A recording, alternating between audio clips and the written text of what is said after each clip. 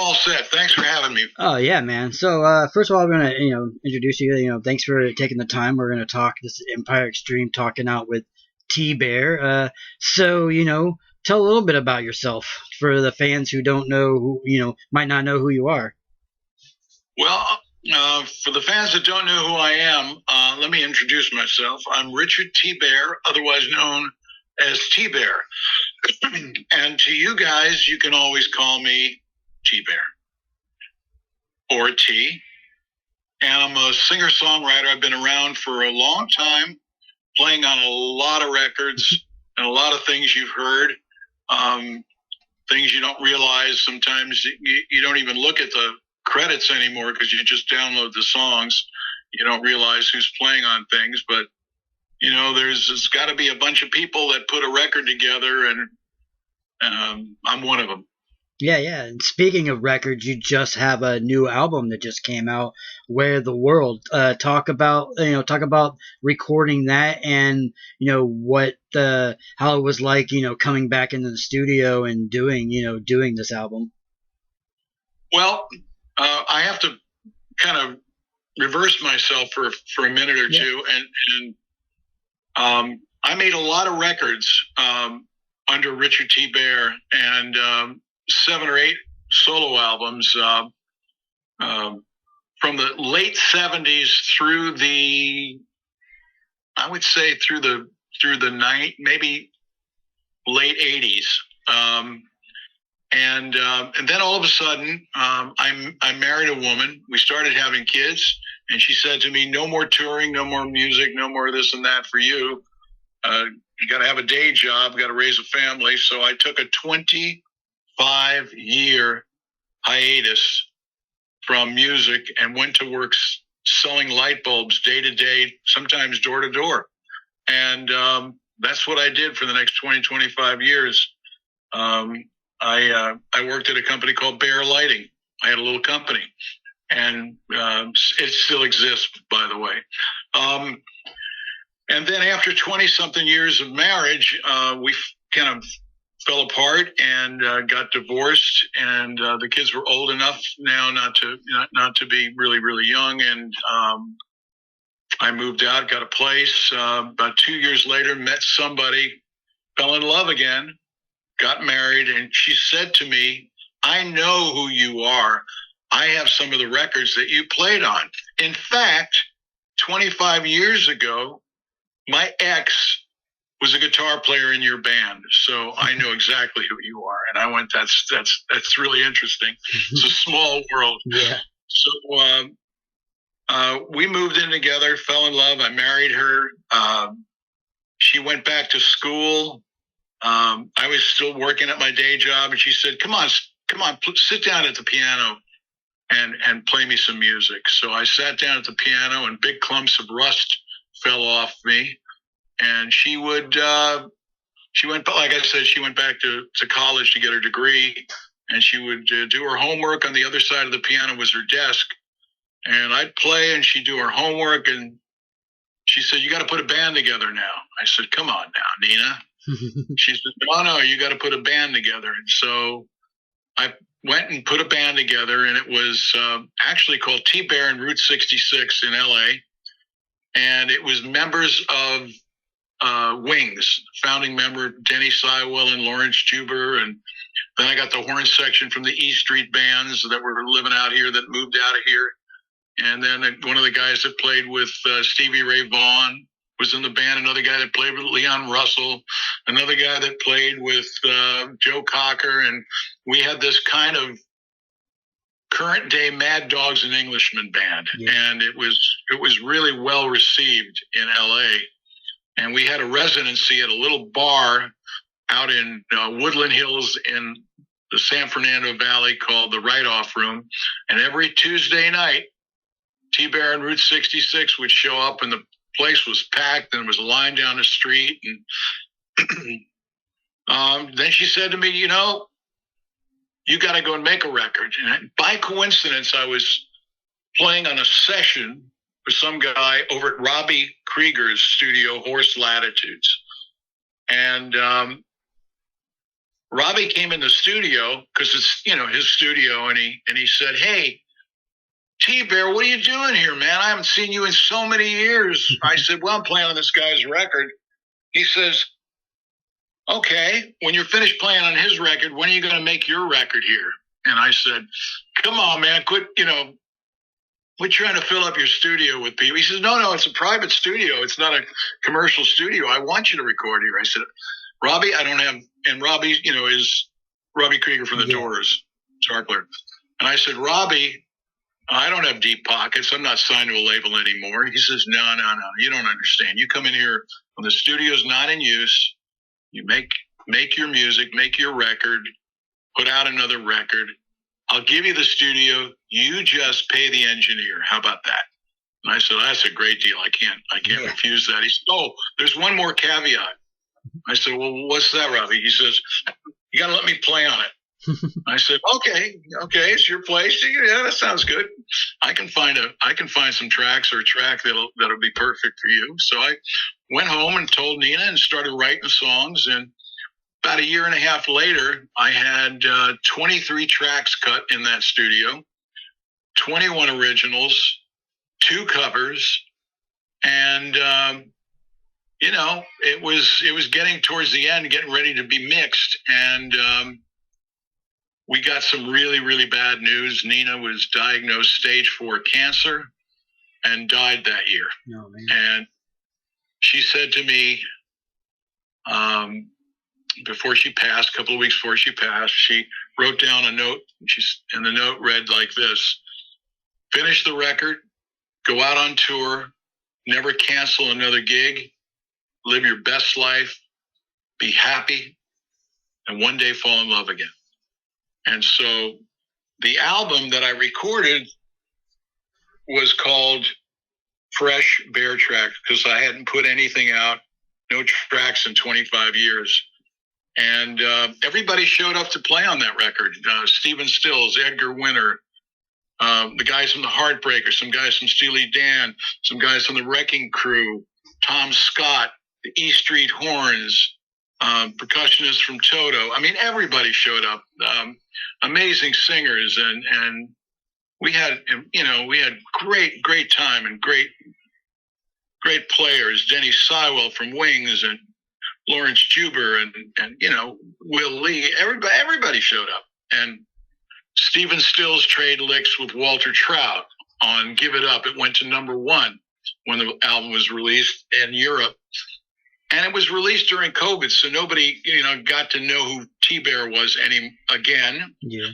But the album got 4 and 5 star reviews, and over in the UK, it was rated as a 9 out of 10. They've never given a 10 to anything. And so I was really, really, really pleased with that. The last song on that record is called Nina's Song, and that's a song my first song that I wrote when she was doing her homework and I was sitting at the piano. And so they play that on Paris radio all the time. And it's a beautiful love song. And, I'm very happy with that. And then the record company, I got signed to a record company, when the album was finished. And the record company said to me, "We love you. We love your work. We love the songs you write. Would you do another one for us, please?" So I said, "I'd love to." And during COVID, I wrote The Way of the World. And it's got 12 tracks on it, and it's got a bonus track, a 13th track. And it's an really interesting album, because I did it at Lawrence Juber's home, at his home studio. He's got a little house studio. And so I'd go over to Lawrence's, I'd bring the piano over, we'd start a click track, I'd play to it, make sure it was spot on, and I'd sing the pilot, and I'd send it over to Tony Bronicles. He was the co-producer of this album. And Tony had his drums set up in his living room. He'd open the file and Pro Tools, and he put the drums on it. And then we get rid of the click track. We got the drums. We got the keyboard on it. Lawrence would play the guitars. And then we'd send it off to a bass player, and the bass player would play on it. So it was all pretty much home recording. And we got to do a really, really good record. And we started to find that it started to take on a style of its own. And I think what it really sounds like, and people have told me this same thing, it's a retro sounding record, but with modern sounds. Yeah. It's retro feel, modern sounds. And every song that I wrote on that was an homage to something or someone. The Way of the World, I thought to myself, what would Bob Dylan say right now if he was going to write a song about the world, the way of the world? So I wrote it with him in mind. Before the Fall is an homage to Brian Wilson of the Beach Boys and Mozart. I mashed them together with a little bit of Amy Winehouse on it. And a lot of the songs that I write, most of them start out as lyrics, and then I put music to it. And some of them are even short stories that I write. And so, that's pretty much my the way I craft a song. Give you an example. Red Harvest, the bonus track, that is something that I wrote as a short kind of poem about the Russian invasion of the Ukraine when they first invaded. I said it's not going to be a normal harvest this year because the Ukraine is the breadbasket for that part of the world. I mean, all the grain, all the wheat, all the sunflower oil. I mean, it's an agricultural country. I said it's going to be a red harvest this year. So I called up the head of the record company and I said, hey, I want to record this song, and I think we should put it out, and the proceeds should go to the Ukrainian Red Cross as well as the World Kitchen, because they're feeding everybody at the Polish border. I said, and I have DNA and I have skin in the game because my father was born in Warsaw, Poland. His whole family had come from Kiev.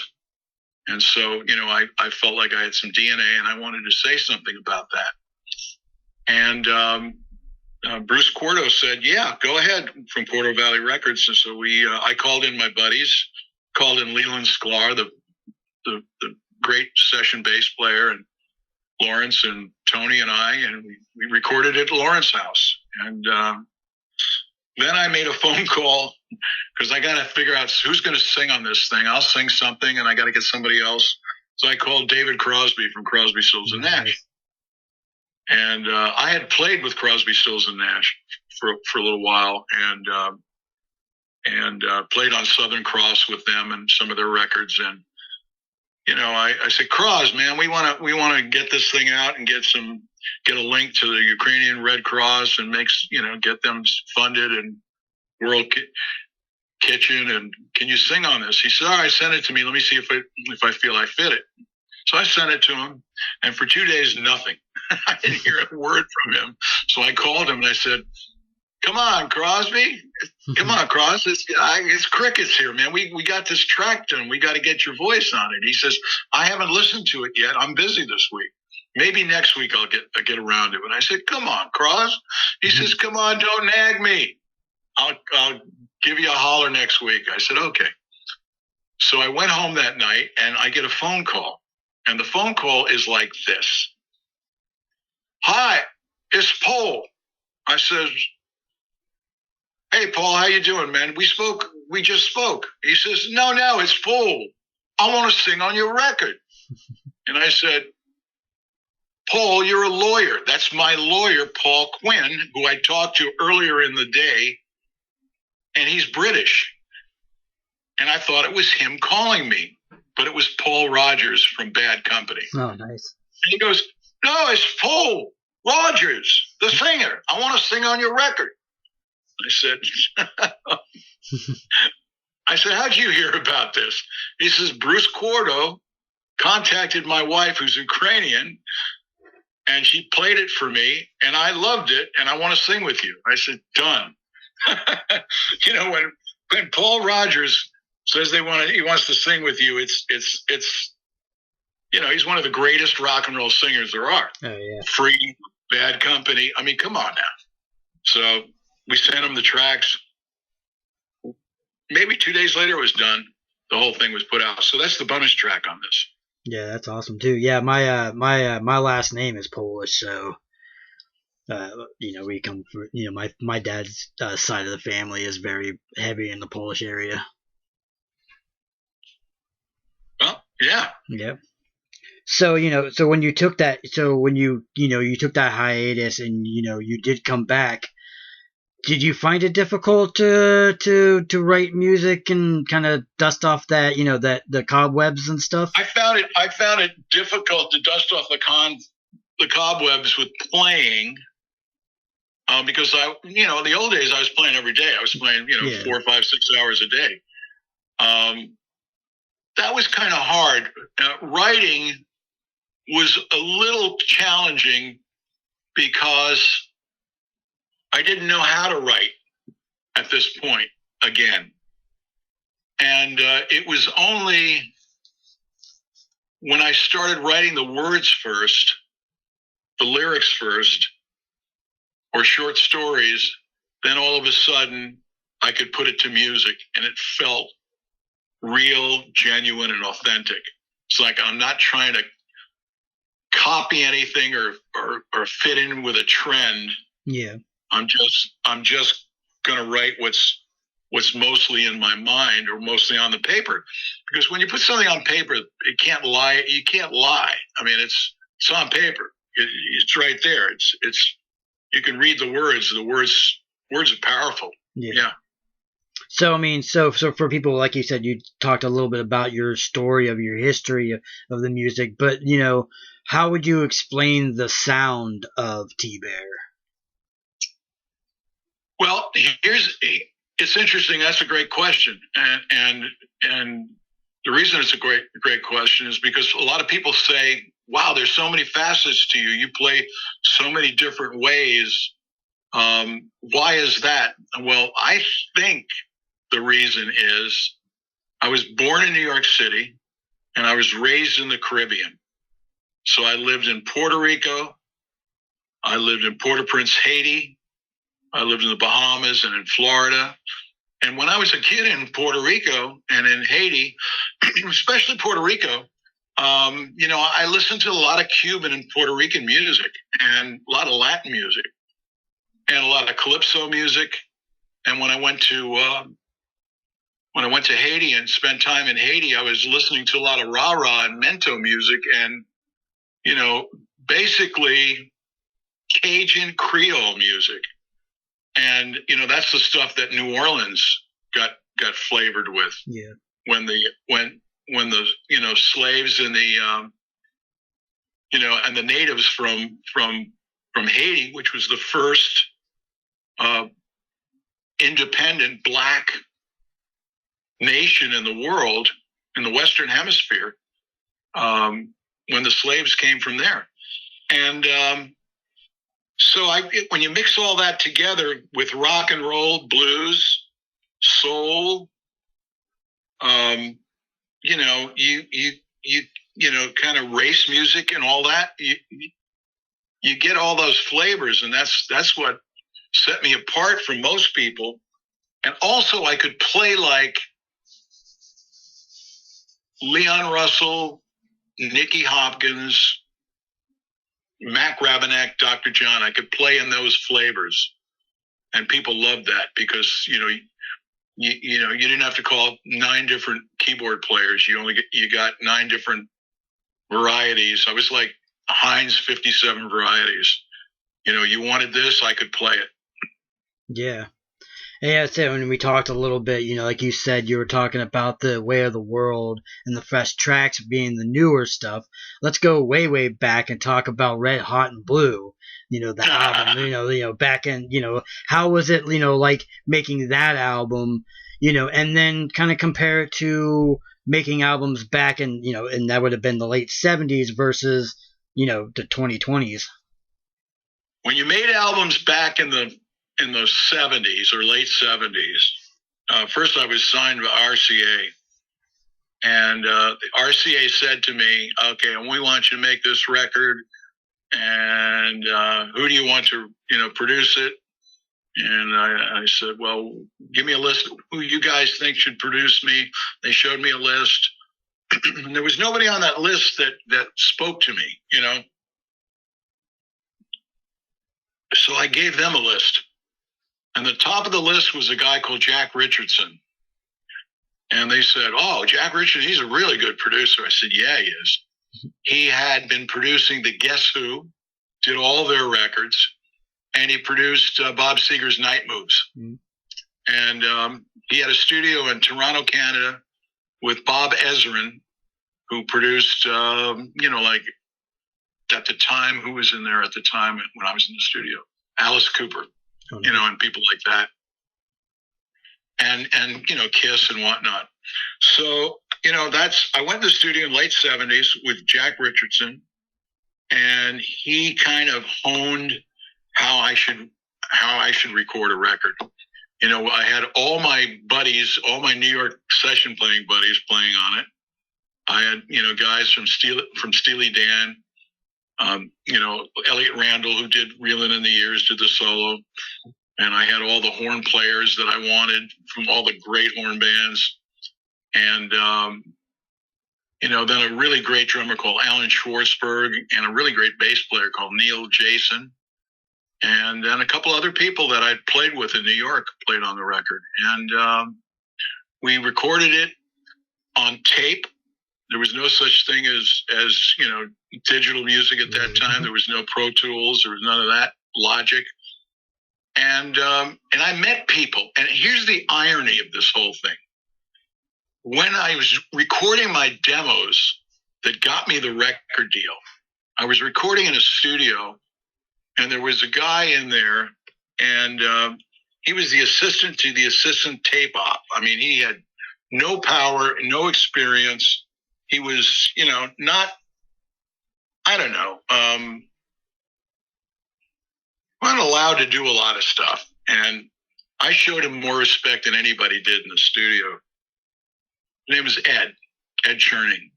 And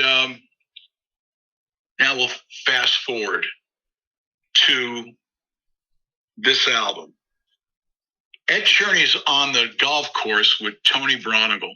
Tony Bronigal produced that record, Fresh Bear Tracks. And they're on the golf course, and Tony says, Ed, what are you working on? And Ed is the one of the 4 or 5 best mixers there's ever been in music, in recorded music. I mean, he mixed everyone. I mean, what comes to mind? Bonnie Raitt, Nick of Time. What comes to Willie Nelson, Sinatra, this one. I mean, everything. And he says, what are you working on? Oh, I'm doing Joe Bonamassa, and I'm doing Willie Nelson, and then I'm doing, this one and that one, and I'm pretty busy. He says, so, Tony, what are you working on? He says, I just finished a record with a guy called Richard T. Bear. And Ed said, what? He said, yeah, Richard T. Bear. He says, I haven't heard that name in, I don't know, 20, 30 years. He said, yeah, he took a hiatus and he's back. He said, is the album finished? He says, no, we got to have it mixed. He says, oh, I'm mixing it. And Tony said, we cannot afford you, Ed. I mean, he got telephone numbers for mixing things. Yeah. He says, no, you don't understand. I'm mixing it. You're not getting anybody else. I'm in. And I will do it for whatever's in your pocket right now. And Tony went, what? He says, yeah, bring the hard drive over tomorrow to my studio. Tell me the songs you want mixed. And within 2 weeks, if you give me 1 week to just finish what I'm mixing now, I'll have it done for you. He says, pay me whatever you want. I don't care. I'm mixing it. Wow. So Tony brought over the hard drive. He said, we need these 12. 2 weeks later, he had done all 17 that were on the hard drive. And Tony says, what's going on, Ed? Why did you want to do this? He said, I'll tell you why. Because Richard T. Bear was recording at the studio that I first went to work at. And he showed me so much respect and love. And one day, when they all sent out for sandwiches, someone forgot to put my sandwich in the order. Richard gave me his sandwich. And I never forgot it. And this is a full circle for me. Yeah. I start, and it turns out we didn't realize this, but he was diagnosed terminally ill. And later that year, he died. And he said, this is going to be one of the last things I do, if not the last thing I do in my career. So it was amazing. And so you meet people doing analog and on tape, and they end up finishing on digital. And it was a completely different world in those days. I mean, it was completely different. Yeah. The way things were recorded, the way you were treated. We're going to fly you to LA to work on this record. We're going to put you up at the Beverly Hills Hotel or whatever, and we're going to pay all this money to. You can't get bus change out of a record company now. Yeah. You know, you can't get, enough money to buy a 6-pack of Coke out of these people. I was getting residual checks, mailbox money. That was great, on things I played on or things that I wrote for other people. And today I open a residual check and it's like, I don't know, believe it or not, 3 cents, 5 cents, 10 cents, $1.25. I've got a whole wall on my studio wall called the Wall of Shame. It's all royalty checks. And there must be 50 checks up there that I've never cashed. And I think if you total them all up, it would be under $20. It's a different world, my brother. Yeah, yeah. And then speaking of that, you're talking about some of the players you got to work with, and some of these great musicians we got to work with. I'm gonna just go down a few of the list of huge names you've done, but just talk a little bit about being able to work with them. I'm gonna start off with Cher. How was it like working with it? She's an icon. Cher was amazing. She was dating a guy called Gene Simmons at the time. Mm-hmm. And I'll show this picture to you. Oh yeah, there you go. Gene with his half of his face. Yeah, and there's Cher. Yep. I got called in to work with Kiss and do a lot of records with them, and I ghosted with them, and I did Gene's solo album. I did Peter Criss's album. I did Billy Squires' album at the same time. Toby Bo, My Angel Baby, #1 record. I did that at the time. And I was over in England, and, Cher was there with Gene, and we were in a place called The Manor, which was a manor house out in the country where they had a studio. And I got to know her, and she was very, very nice and very, very sweet. And, she was telling me all about the Hollywood that I never knew about. And I kind of babysat one of her kids one night when they went out to dinner. And I guess at dinner, Gene said, you're making another record. You ought to get Richard to write you a song. The guy's a good songwriter. I said, and I guess she remembered that. And she came over to me and she said, come out to LA and meet my team. And I want you to, bring a song for me for the next record. And I said, okay. So I flew out, got together with her, gave her a song that was on Red Hot and Blue called Pain in My Heart, which she changed the title to Love and Pain. And it's on her Take Me Home album. To this day, she says it's the best ballad she's ever sung in her life. And, she did it on her CBS special. She did it on her video, MTV video. She did it, on the road. And then I helped her put a band together called Black Rose. And I wrote another song with a famous lyricist called Allie Willis, who wrote the music for Color Purple and Earth, Wind and Fire. We wrote one for Cher again. And so I had a, nice relationship with her over the years. And very, very, very, very professional person. Yeah. And then another one that I seen on the list that I definitely want to talk about, just because I'm a huge fan of them and the movie, working with the Blues Brothers. Yeah. Oddly enough, I got tapped to do the Blues Brothers movie, but I couldn't do the movie because I was working on Gene Simmons and Cher, and then Cher and Crosby, Stills and Nash at the time. So I got called in to do the piano overdubs on the movie album. So I played on that, and that was pretty cool. To be a part of the Blues Brothers, the original. Not the offshoots and not the part 2s and part 3s and Son of Blues Brothers and the original one. That was pretty cool. Yeah, great band. I mean, look who's in the band, and it says it all. Yeah, exactly. Steve Cropper, Duck Dunn, all those guys. Yeah.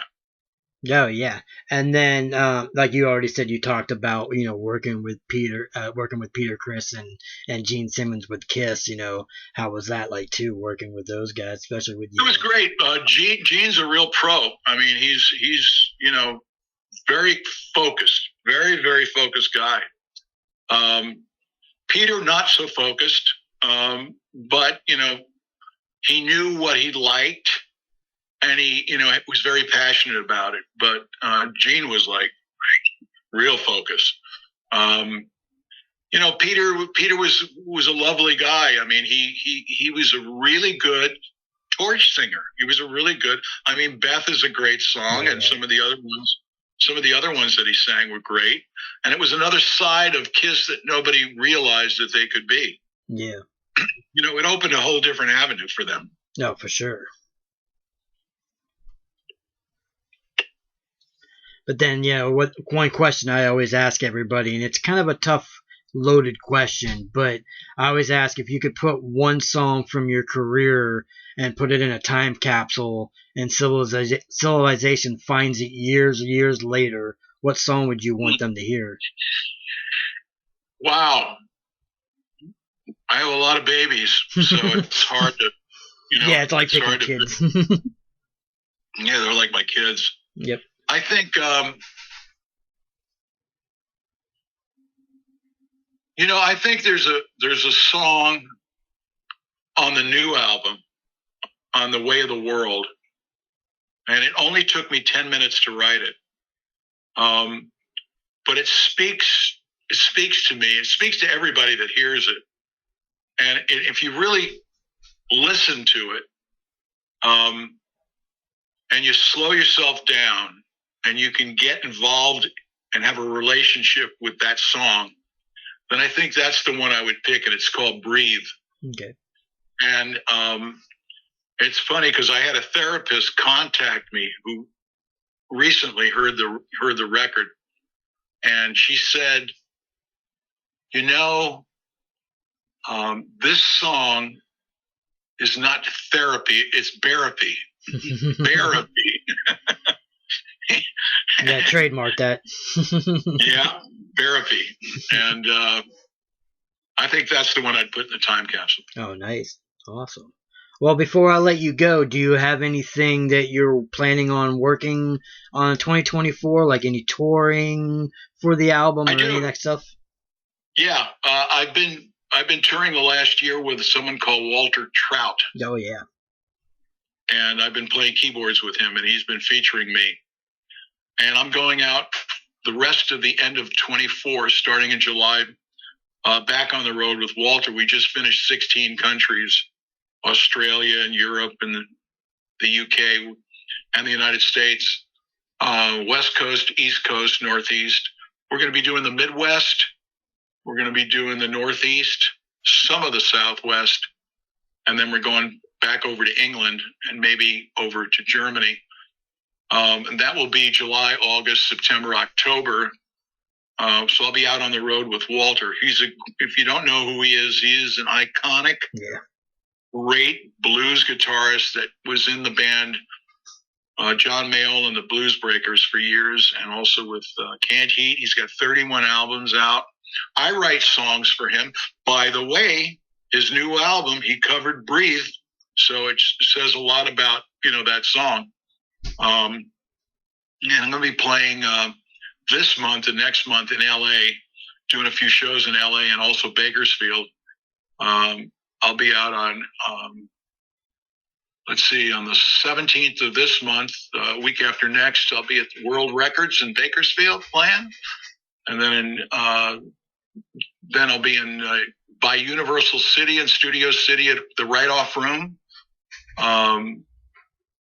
this month. And then next month, I'll be at the Mint,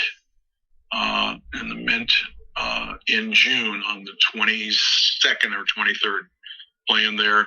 I've got a great band with a couple of amazing musicians, Lawrence Jubert, Tony Bronicle, and Ricky Cortez. And we have a lot of friends that come and sit in, and there's always special guests that want to play with us. So yeah, I'll be out on the road. I'll be in the States. I'll be in Europe. I'll be around the world. And I'm just very, very, very blessed and very fortunate to be able to make music to people that have a relationship with music. People that come out to see me, or that come out to see Walter, they're there to really have a good time. And I don't play to the masses. I play to one person at a time. I just look at someone and I'm saying, and this is it. You're getting me tonight. And that's the way I record, by the way, today. I go to the microphone and I look at the microphone as if I'm looking at a face, and I imagine a face right there. And that's the person I sing to.